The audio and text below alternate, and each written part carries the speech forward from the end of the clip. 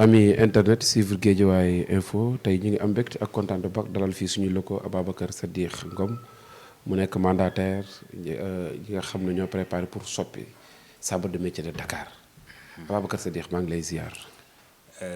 maa ngi lay nuyu Bécaye di nuyu waa Guédiawaye info yëpp mais aussi di nuyu téléspectateur ak téléspectateurs yi ñuy seetaan ci àdduna bi yëpp. Ababacar ngeen di préparé jëm ci ay échéances électorales yoo xam ne ngeen koy def au niveau du chambre de métier tey lan nga ñu mën a wax tey jamono yi nga xam ne ki fa nekk ak waxtu bi ñu toll nii. waaw jërëjëf élection yi day comme ni nga ko waxee artisans yi ñu ngi ci boo xoolee temps yi wax ji bari na torop li tax nag wax ji bari boo élection daan na ñëw ba jàll sax te du demee nii mais ren dafa am coppeeku bu ci am boo xam ne artisans yi ñoo jël seeni responsabilité ndax dañu wax ne mënuñu dem ci élection yoo xam ne fichier bi fiableut donc élection yi aussi ni ñu koy organiser gis nañ ne lu ci bari amul démocratie donc artisans yi daje woon ak le ministre de l'artisanat monsieur Amadou Ndiaye mu ne woon du amal ay élection tant que defuñu ay réformes ci li nga xam ne moom mooy fichier électoral bu chambre de métier donc ñu xëy suba nag mu bind lettre gouverneur def benn communiqué wane ne élection yi le 27 mars la te loolu boo xoolee mi ngi ko def ci biir janvier bi artisans yi nag ne vraiment gis nañ ne respecté wuñ ñu parce que bu ñu respecté woon du ñu wax ne du ñu amal élection tant que defuñu ay réforme ñu toog di xaar réforme SNDA boobu ñu xëy suba rek ñu ne élection yi date bii la ubbi tamit commission bi diire bu gàtt artisans yi binduwuñu ñu jekki-jekk ne tëj nañu fichier bi xam nga loolu aussi dafa nekk loo xam ne lu doy waar la donc moo tax artisans yëpp bokk ndey bokk bàyyi ne dañuy def face ak l'État Sénégal parce que chambre de métier démembrement l'État la que président Macky Sall pousse élection yi artisans yëpp mën a bindu su ko defee ñu amal élection yoo xam ne élection yu jaar yoon lay doon artisans yëpp mën cee gis seen bopp. kon yéen su ma la déggee mooy yéen wóoluwoo leen fichier bi ñu defar fichier bi fi nekk actuellement nii. waaw fichier bi wóoluwuñ ko la preuve démb rek bi ñu demee gouvernance gis nañ ne ci suñu recensement bi ñu def am na lu tolloog 200 artisans yoo xam ne seen carte mi ngi nekk en validité te nekkuñu ci fichier bi te carte boobu chambre de métier lañ ko defaree président Maguette Mbow moom moo ko signé en tant que président bureau chambre de métier ñu laajte lan moo tax ñi seen carte nekk en validité ba pare nekkuñu ci fichier bi donc loolu aussi di indi ay jeexi jaaxa beneen bi ci des gis nañ ne entreprise yu bari dañu déclaré woon ay compagnons mais finalement ñooñu ñu déclaré woon ay compagnons dañ leen a def ay titulaires maanaam ay maîtres artisans donc loolu aussi nekk scandale boo xam ne fallait que ñu jël ci ay matuwaay audit ko càmbaraat ko su ko defee door a mën a amal élection loolu daal la artisans yi wax nañu auditer fichier électoral bi door a mën a amal élection sinon nii buñ ci demee dina nekk loo xam ne catastrophe lay doon te wax dëgg yàlla du gën ci artisans yi du gën ci secteur bi te it gëw ma ne sax dina gën ci chambre de métier bi nga xam ne démembrement l'État. mu am lu ñu jaaxal nit ñi mooy ren seen élection bi enjeu bi mu am musut am enjeu bi plus souvent daana jaar ba romb kenn du yëg ne sax élection chambre de métier am na lan moo xew. waaw xam nga yàlla nag moom dafa nekk yàlla daal du nit ndax boo xoolee 2020 ci la Sénégal organisé 2e salon international de l'artisanat amal la ko woon Diamniadio yàlla def ci weer woowu la Covid 19 am dugg ci Sénégal mais Covid boobu daf ci wane lu bare wane ne benn réew ci àdduna mënut a dem te ay liggéeykatu réewam wala koom-koomu réewam daf ko yaakaar ci biir réewam donc loolu aussi tamit wane ne artisan wu sénégalais yi Sénégal mënul développer tant que état bi promouvoirut ñi nga xam ne ñoom ñooy liggéeykat yi maanaam artisan yi yàlla def ay aide génn ci am ci ñoo xam ne ci artisan yi xam nañ ne pour nga nekk artisan bu état xam il faut nga am formalisation ci lañ daw dem wuti ay këyit gis nañ këyit yooyu lim leen jariñ donc boo xoolee fichier bi daana nekk ci ay presque 25 000 26 000 artisans ba 29 000 artisans yu inscrire ci chambre de métier mais ñi doon voté ay 3 000 la ñuy toll wala sax duñu ko mat ren aussi fichier bi gën a yokku ba pare ñu gis ne li nga xam ne ñoom la chambre de métier préparé pour ñu voter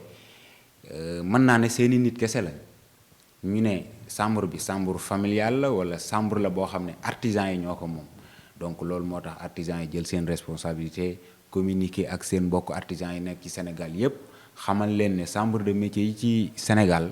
artisans yi ñoo ko moom du moomeelu benn nit donc lépp loo xam ne daf fay am rek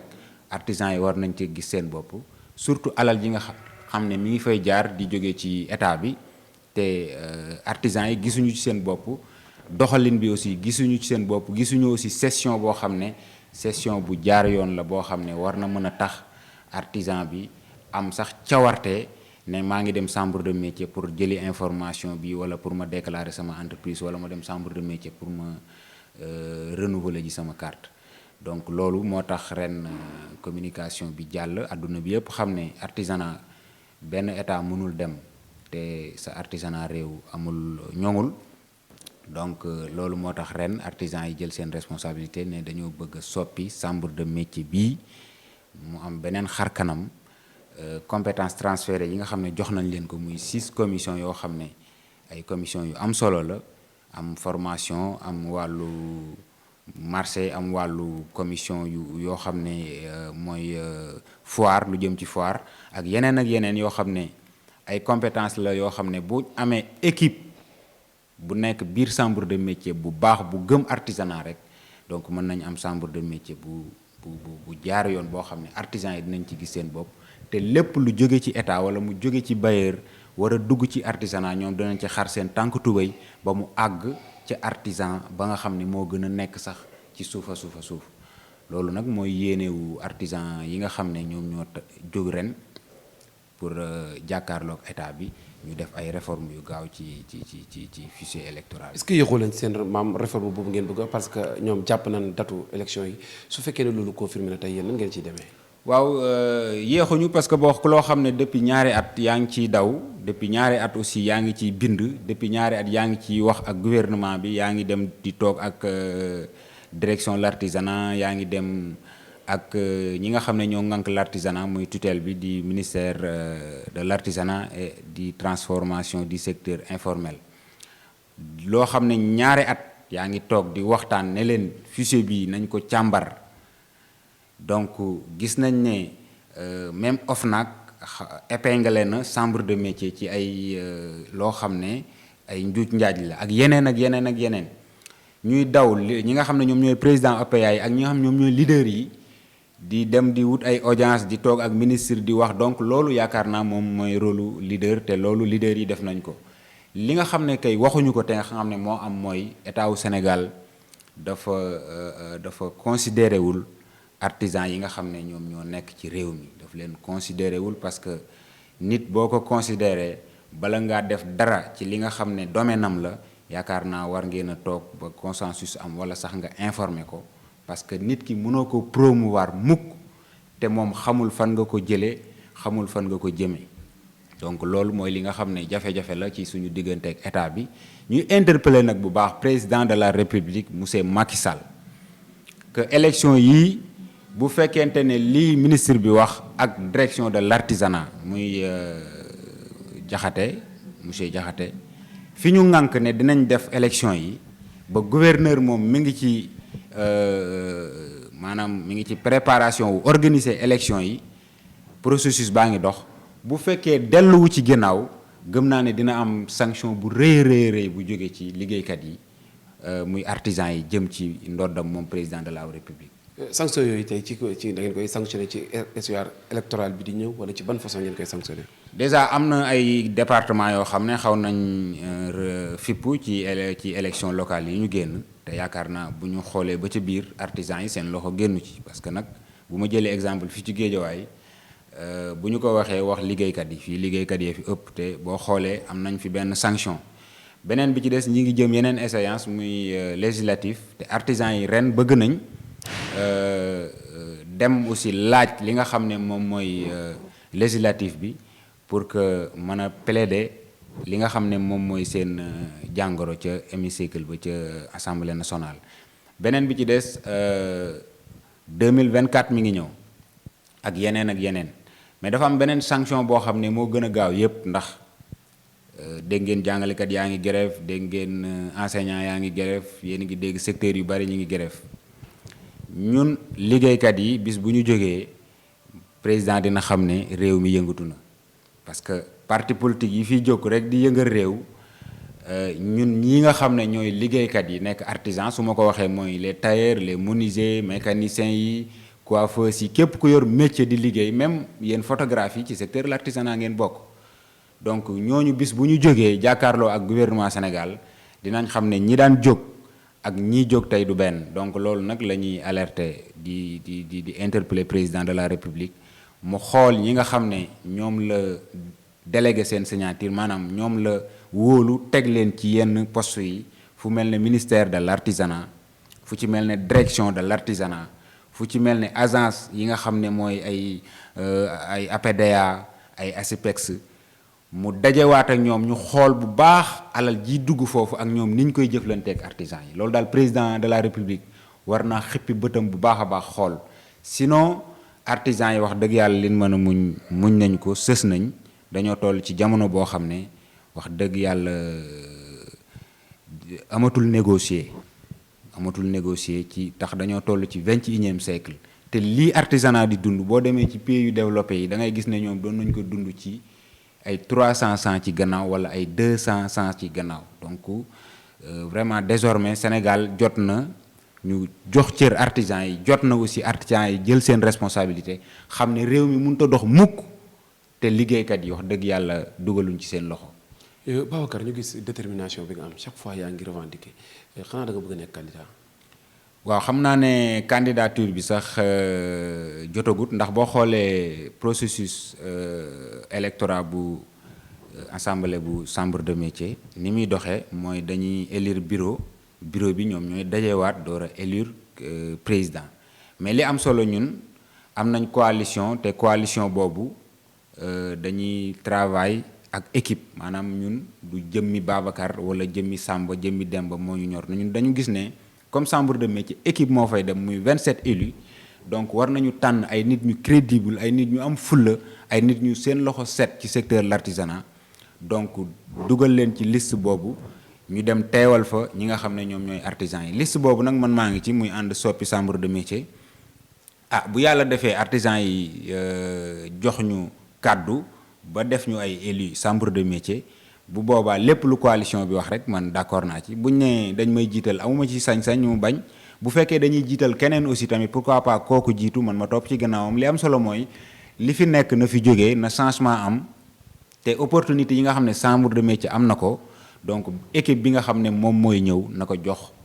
na exploiter opportunité yooyu chance boobu chambre de métier am ak prérogative yi mu am yépp maa ngi ñaan la équipe bi nga xam ne ñoom ñoo war a ñëwaat moo xam ñun lay doon moo xam ñeneen lay doon kum ci mën di doon rek nga xam lan moo teg ci sa ndoddu ak lan nga warloo ak artisans yi di ñaan nag suñu coalition muy ànd sopp chambre de métier jël ndam li insha allahu rabbi bu fekkee yàlla def na. kon Babacar su ma la déggee maam chambre de métier bi pour jiite ko nekkul suffrage direct. nekkul suffrage direct chambre de métier bi loolu aussi waxoon nañ ko ci réforme yi parce que boo xoolee SNDA muy stratégie nationale de développement de l'artisanat dafa lëlu woon Mbour ak ministère boo xam ne moom moo yoroon emploi ak formation professionnelle ak l'artisanat à l'époque muy Dame Diop ak yeneen organisation professionnelle muy OPA yoo xam ne ñoom la dajale woon foofu ñu def ay benn lël bi ñu xoolee ñu ne dañoo war a soppi chambre de métier ni muy doxee li ci jiitu mooy fexe ba carte yi ñu koy joxe ci anam yu jaar yoon beneen bi ci des mooy mandat bi amul limite maanaam durée de mandat bi war a mën a am nag limite parce que foofu la jamono toll ñaari mandat mu nekk fukki at ak ñaar doy na sëkk yaakaar naa ci doon jiite chambre de métier ñu ne woon danañ tënk mandat bi ci ñaari mandat mu nekk 12 ans beneen bi ci des ay réformes yu bari yu am solo yoo xam ne bu ñu ko appliqué woon rek incha allahu rabbi jafe-jafe du am mais comme yooyu yàlla def na dañ koo tëgg ba pare teg ko ci table bi validé wuñu ci dara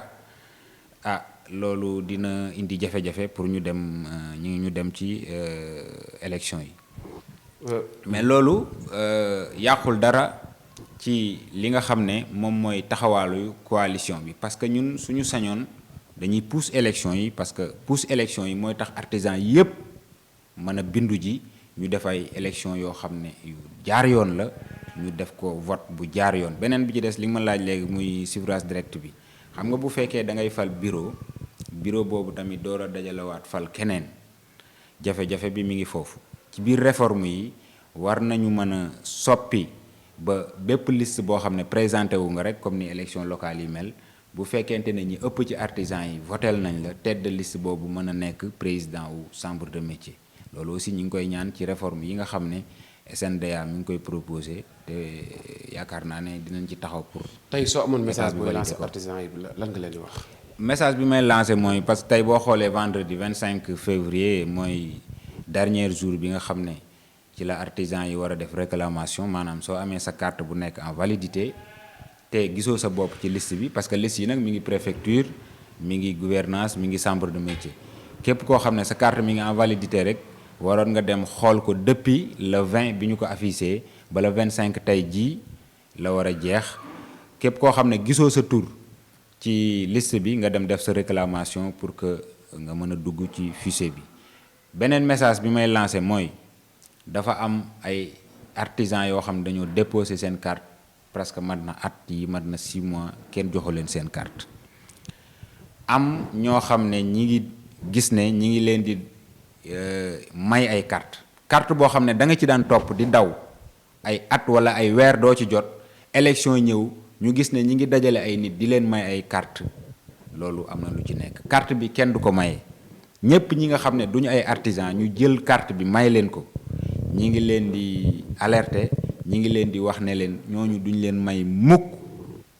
ñu naan dañuy ñëw ci préfecture yi wala gouvernance di voter ci place u artisan yi loolu moom ren bokk na ci décision yi nga xam ne dañ ko jël kon ñi nga xam ne yàlla dafa def dañ leen a dugal jox leen ay carte yoo xam ne ñoom ci seen bopp bu dee ñi ngi may dégg wér nañ ne ñoom duñu ay artisan te ñi ngi carte bi na leen leer ne bu ñu ñëwee ci ay élection naan dañuy voter artisan yi dinañ jàmmarloog artisan yi parce que nag dootuñu may kenn di jël suñu di jël suñu place di fa décider ci loo xam ne maanaam ñun duñu yëg duñu tin wala bu ñu demee ba ca biir suñu ngànte lay doon loolu ñemewuñ ko ci secteur yëpp boo xoolee secteur santé wala yeneen secteur ba ci les paysans ba ci agriculture pêche secteur yooyu vraiment gënuñu organiser secteur l'artisanat mais amul benn dërëm wala lenn loo xam ne ñeme nga koo jël ci seen alal wala ñeme nga koo def ba ci l'éducation te tàgguwoo leen donc kon bu fekkente ne artisans yi la ñu yàpp seen xaalis la ñuy lekk lépp loo xam ne lu jëm ci ñoom la donc du àgg loolu vraiment jàpp naa ne jot na nag artisans yi jël seen responsabilité ñi nga xam ne ñoom ñoo yor seen carte nañu dem vérifier seen carte ci liste yi ñi nga xam ne aussi tamit mësuñu am carte doon ay artisans fexe aussi ba bindu ci répertoire chambre de métier parce que bala nga naan naam nag da nga fay nekk mënoo wax ne artisan la te amul lenn loo xam ne mën nañ la identifier bu pour wane ne artisan donc di wax sama mbokk artisan yi nañu dem wuti ay carte surtout. lan ngay tëjee. waaw li may tëjee mooy maa ngi gërëm waa Guédiawaye info di la gërëm yow Bécaye di la ñaanal ci ambition yi nga xam ne am nga ko gis nañu aussi tamit vraiment scène bi yàggut waaye mi ngi promouvoir l'artisanat mi ngi promouvoir ñi nga xam ne ay talent lañ nekk ci Guédiawaye mi ngi joxe tamit information yoo xam ne en exclusivité nit ñaa ngi koy jot en exclusivité donc loolu liggéey la boo xam ne du lu yomb ñu ngi la ciy gërëm di ci gërëm équipe bi yépp di féliciter aussi tamit suñu frère Ahmed Aïdara di ko ñaanal li nga xam ne Guédiawaye fal nañ ko muy ndomba tànk bu jiite Guédiawaye yal na ko ci suñu borom defal ay ndam sabotage bi nga xam ne aussi tamit am na ci suuf ñi nga xam ne ñoo ci nekk ñu goree